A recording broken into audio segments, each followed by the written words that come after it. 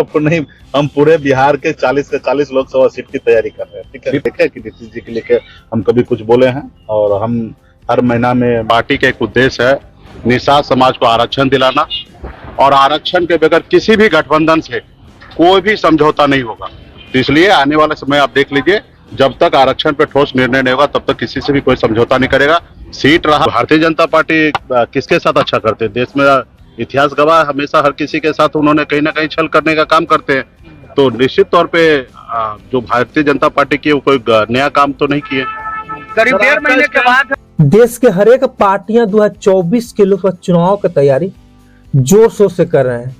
NDA गठबंधन बिहार में seat sharing का काम फिनिश कर चुकी है, लेकिन वीआईपी पार्टी के सुप्रीमो मुकेश साहनी को एनडीए गठबंधन में 2024 के लोकसभा चुनाव में जगह नहीं मिला।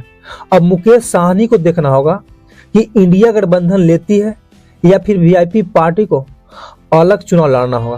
हालांकि मुकेश साहनी की जो मांग है कि हमें 5 सीट मिलना चाहिए, और जिस मुहिम के तहत रैलियों को सफल बनाए थे, मुकेश साहनी उसी को डिमांड कर रहे हैं। मुकेश साहनी एक बार फिर से इंडिया गठबंधन के सामने 5 सीटों की डिमांड रखे हैं। साथ ही साथ मलाह निषाद समाज के आरक्षण देने को लेकर ठोस आश्वासन इंडिया गठबंधन के सामने रखे हैं। तब जाकर शामिल होने के लिए इंडिया गठबंधन में बात कर रहे हैं मुकेश साहनी। मुकेश साहनी का कहना है कि अगर इंडिया गठबंधन 24 घंटे के अंदर निर्णय नहीं लेती है तो हम बिहार के 40 लोकसभा सीट पर अपना उम्मीदवार उतारेंगे, क्योंकि मलाह निषाद समाज में इतना ताकत है कि बेस को हलवा टाइट कर देती है।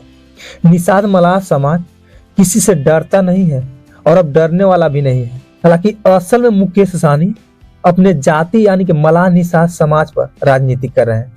कई पत्रकार भी मुकेश साहनी को अपने जाति को लेकर सवाल पूछे हैं कि सिर्फ जाति से राजनीतिक नहीं होती है। तो मुकेश साहनी बोलते हैं कि मलाह निषाद समाज के बेटा हूं, और मलाह निषाद समाज के लिए हमारी पार्टी कुछ भी करने को लिए तैयार है। इस तरह से मुकेश साहनी पत्रकारों को जवाब देते रहते हैं।